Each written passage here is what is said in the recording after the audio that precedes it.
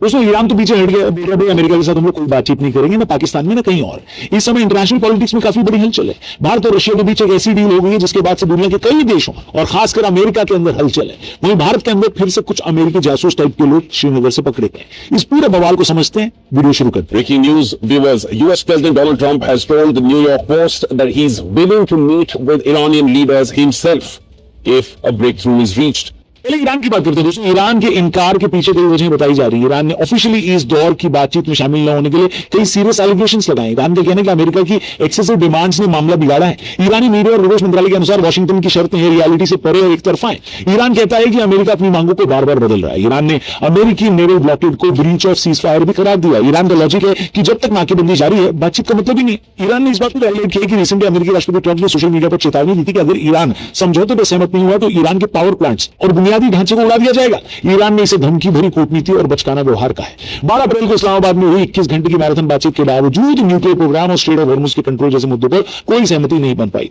इस पर एक्सपर्ट्स का अपना लॉजिक है। मौजूदा सीजफायर 22 अप्रैल को खत्म होने वाला है। बातचीत से ईरान का पीछे हटना यह इशारा करता है कि सीजफायर आगे नहीं बढ़ेगा, जिससे वेस्ट एशिया में फिर से भारी मिलिट्री लड़ाई हो सकती है। ईरान ने स्ट्रेट ऑफ हॉर्मुज को बंद कर दिया। पाकिस्तान इस समय एक ब्रिज ऑफ पीस बनने की कोशिश कर रहा था। पीस टॉक्स टूटना न केवल पाकिस्तान की डिप्लोमेटिक हार है बल्कि इससे उनकी अपनी इंटरनल सिक्योरिटी और पावर सप्लाई पर भी बुरा असर पड़ा है। एक्सपर्ट्स के हिसाब से यह सिर्फ एक मीडिया गेम या ब्लेम गेम नहीं है। ईरान और अमेरिका के बीच डीप मिसट्रस्ट अब उस लेवल पर पहुंच गया है जहां डिप्लोमेसी की जगह सीधी मिलिट्री कार्रवाई ही ले सकती है, जो कि ले भी रही है। दोस्तों इन सबके अलावा जो सबसे बड़ा ट्रिगर पॉइंट ईरान के लिए था वो है अमेरिकी सेना की कार्रवाई, जिसने ईरान के एक कंटेनर को अपने कब्जे में लिया, ऐसा बोला जा रहा था। ताजा खबरों के अनुसार अमेरिकी नौसेना के एक वॉरशिप ने ओमान की खाड़ी में ईरान के एक बड़े मालवाहक जहाज एमवी टोस्का को निशाना बनाकर उसे अपने कब्जे में लिया है। यह कार्रवाई तब हुई जब ईरानी जहाज ने अमेरिकी नेवी की समुद्री नाकेबंदी को तोड़ने की कोशिश की और रोकने की वार्निंग्स को नजरअंदाज किया। अमेरिकी सेना ने जहाज के इंजन रूम पर सटीक हमला करके उसे बीच समुद्र में ही रोका, जिसके बाद हेलीकॉप्टर से उतरे अमेरिकी मरीन कमांडोज ने पूरे जहाज को अपने कंट्रोल में ले लिया। ईरान ने अमेरिका की इस हरकत को समुद्री डकैती बताते कड़ी निंदा की और जवाबी कार्रवाई के तौर पर अमेरिकी वॉरशिप्स पर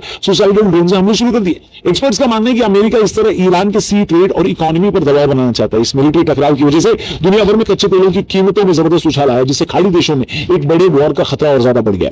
आईआरजीसी के कमांडर्स ने साफ बोला है कि वो इस इंसल्ट को बर्दाश्त नहीं करेंगे और ओमान की खाड़ी में अमेरिकी नेवी की इस गुंडागर्दी का हिसाब बराबर से लिया जाएगा।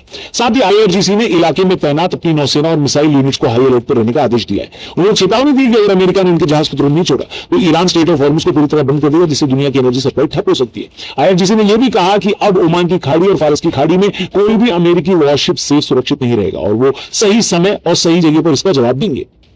वैसे जवाब से याद आया, हमारे लेटेस्ट पॉडकास्ट में मृत्युंजय शर्मा ने बंगाल से जुड़े हमारे कई सारे सवालों के जवाब दिए, चाहे वो बंगाल के इतिहास से जुड़े हो या बंगाल के आने वाले चुनाव से जुड़े हो। इस पॉडकास्ट को देखकर बंगाल के पास्ट, प्रेजेंट और फ्यूचर को समझने में आपको आसानी होगी, इसलिए इसे जरूर देखना और अपने दोस्तों से भी जरूर शेयर करना। लिंक डिस्क्रिप्शन में दिया है हमारे टीआरपी चैनल यानी द रौनक पॉडकास्ट चैनल पे। ये एपिसोड ऑलरेडी लाइव है, लाखों लोगों ने इसे देख लिया, आप भी इसे मिस मत करना, जरूर देखना। वीडियो में आगे बढ़ते हैं। लेकिन इन सब के बीच दोस्तों पाकिस्तान की पूरी दुनिया में बैंड बजी पड़ी है। देखिए, कंगाल आदमी की जेब में जब पैसे नहीं रहते तो 100 की नीली पत्ती पर भी मुजरा करने को तैयार हो जाता है, अगर उसमें गैरत न हो। पाकिस्तान के केस में नहीं हो रहा है, जहां अमेरिका की तरफ से बैटिंग करते हुए अभी तक सिर्फ टाइम बाय कर रहा था। जानकारों का कहना है कि अगर मामला बिगड़ता है तो पाकिस्तान की बैंड खुद अमेरिका बजाएगा। दरअसल ईरान के साथ सीधे बातचीत सिर्फ पाकिस्तान करने हो सकता। पाकिस्तान ने इस भसड़ में यह भुला दिया कि इजराइल भी इसका एक पार्ट है। जब मालिक के लिए कुत्ता मैदान में उतरा तो अगर टास्क कंप्लीट नहीं होता तो कुत्ते की पिटाई तो होनी है। कैसे? अगर ईरान और अमेरिका के बीच वॉर फिर से छिड़ता है तो पाकिस्तान के लिए बड़ी मुसीबत, महंगाई और बिजली का संकट होगी। पाकिस्तान अपनी जरूरत का ज्यादातर तेल और गैस बाहर से मंगवाता है। युद्ध की वजह से अगर स्ट्रेट ऑफ हॉर्मुज बंद हुआ तो अब तेल की कीमतें आसमान छूने लगेंगी। इनसे न सिर्फ पेट्रोल डीजल महंगा होगा बल्कि खाने पीने की चीजों के दाम भी इतने बढ़ेंगे कि आम जनता के लिए गुजारा मुश्किल हो जाएगा और देश में दंगे जैसी स्थिति बन सकती है। पाकिस्तान अभी से दिक्कतें कैसी देख रहा है ये हमने आपको अपनी पिछली वीडियो में बताया था, लेकिन अब मामला और गड़बड़ा सकता है। दूसरा बड़ा खतरा रेफ्यूजी और सुरक्षा का। ईरान के साथ पाकिस्तान की लंबी सीमा लगती है। युद्ध की स्थिति में लाखों ईरानी नागरिक जान बचाने के लिए पाकिस्तान के बलूचिस्तान इलाके में आ सकते हैं। पहले से ही आर्थिक तंगी झेल रहे पाकिस्तान के लिए इतने लोगों को खाना और छत देना मुश्किल होगा, मुश्किल क्या नामुमकिन होगा। साथ ही इस अफरा तफरी का फायदा उठाकर आतंकवादी संगठन फिर से सक्रिय हो सकते हैं, जिससे पाकिस्तान के अंदरूनी हालात और बिगड़ जाएंगे। तीसरी प्रॉब्लम देश की निभाने की कश्मकश होगी दोस्तों। पाकिस्तान के लिए अमेरिका और सऊदी अरब देने बहुत जरूरी है क्योंकि वो उसे पैसा और कर्ज दोनों देते हैं, लेकिन ईरान उसका पड़ोसी है जिससे सीधे दुश्मनी बोल नहीं सकता। अगर पाकिस्तान अमेरिका का साथ देगा तो ईरान से रिश्ते बिगड़ेंगे और देश के अंदर धार्मिक तनाव बढ़ सकता है। और अगर पाकिस्तान चुप रहता है तो उसे मिलने वाली इंटरनेशनल आर्थिक मदद रुक सकती है, जिससे पाकिस्तान पूरी तरह कंगाल यानी डिफॉल्ट हो सकता है। बाकी कल एक और बड़ी खबर आई यूएई से जुड़ी हुई। यूएई की पुलिस और सुरक्षा विभाग ने एक ऐसे सीक्रेट ग्रुप को पकड़ा है जो देश की शांति को भंग करना चाहता था। यह ग्रुप चोरी छिपे ऐसी योजनाएं बना रहा था जिससे देश के लोग आपस में लड़े और वहां की एकता खराब हो जाए। ये लोग देश के भीतर बम धमाके या तोड़फोड़ जैसी बड़ी घटनाएं करने की तैयारी में थे, लेकिन सुरक्षा विभाग ने टाइम रहते उन्हें पकड़ लिया। जांच में पता चला कि इस ग्रुप के तार दूसरे देश ईरान की एक खास आइडियोलॉजी से जुड़े थे। ये लोग छिपकर बैठकें करते थे और कम उम्र के लड़कों को गलत बातें सिखाकर अपने साथ मिला रहे थे। इनका मकसद देश की जरूरी और सिक्योर जगहों तक पहुंच बनाना था ताकि वो उसको नुकसान पहुंचा सके। साथ ही ये लोग गलत तरीकों से पैसा इकट्ठा करके उसे संदिग्ध लोगों तक पहुंचा रहे थे।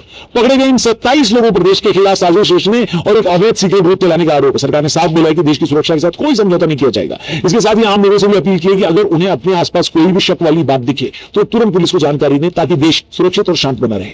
अब ये खबर सुनने में जितनी आम लग रही है दरअसल ये उतनी ही खास है, क्योंकि ईरान जहां एक तरफ गल्फ के देशों को निशाना बना रहा है, वहीं अब वो उस इंटरनल कॉन्फ्लिक्ट को भी हवा दे रहा है जहां वो अपने द्वारा बैक्ड आतंकियों को यूएई जैसे मजबूत देश के सामने खड़ा कर सकता है।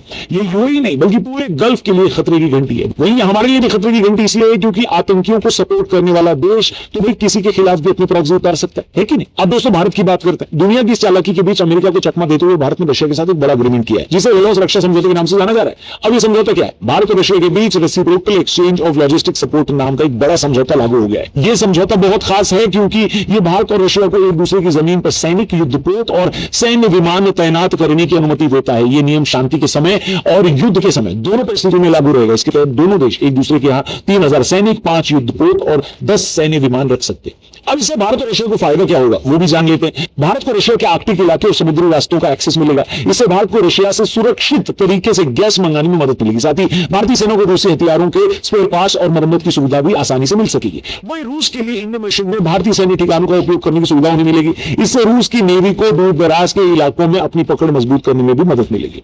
अब इसमें अमेरिका और पाकिस्तान के कनेक्शन क्या है आपको बता देते हैं। जानकारों का मानना है कि यह समझौता ऐसे समय में आया जो अमेरिका यानी ट्रंप प्रशासन का झुकाव पाकिस्तान की तरफ बढ़ रहा है। अमेरिका और पाकिस्तान की बढ़ती नजदीकी को देखते हुए भारत ने रशिया के साथ अपने पुराने और भरोसेमंद रिश्तों को और मजबूत किया है। हालांकि भारत का अमेरिका के साथ भी इसी तरह का एक समझौता है जो है LEMOA, लेकिन रूस वाला ये नया समझौता उससे कहीं ज्यादा शक्तिशाली और गहरा माना जा रहा है। जाहिर सी बात है कि भारत ने कांटे से कांटा निकालने की चाल तो इसमें चली है। श्रीनगर में भी अमेरिकी नागरिक को पकड़ा गया है। उनके पास से बहुत सारी चीजें ऐसी बरामद हुई हैं जिससे उन पर शक भी आ रहा है और अमेरिका की ऐसी हरकतों को देखते हुए कहा जा रहा है कि अमेरिका को भारत अब अपना दोस्त कम और एक चालाक मौका पर ज्यादा समझ रहा है। श्रीनगर इंटरनेशनल हवाई अड्डे पर 2 व्यक्तियों को सुरक्षा जांच के दौरान हिरासत में लिया गया। इनमें से एक अमेरिकी नागरिक है जिसका नाम जेफरी स्कॉट प्राथर बताया जा रहा है, जो मोंटाना यूएसए का रहने वाला। उसके साथ कोलकाता का एक व्यक्ति हालवर कौशिक भी था जिसके पास एक सैटेलाइट फोन GPS डिवाइस बरामद हुआ है। अब इस देश भारत में खासकर जम्मू कश्मीर जैसे संवेदनशील इलाकों में बिना आगे के सैटेलाइट फोन या सैटेलाइट कम्युनिकेटर रखना गैर कानूनी है।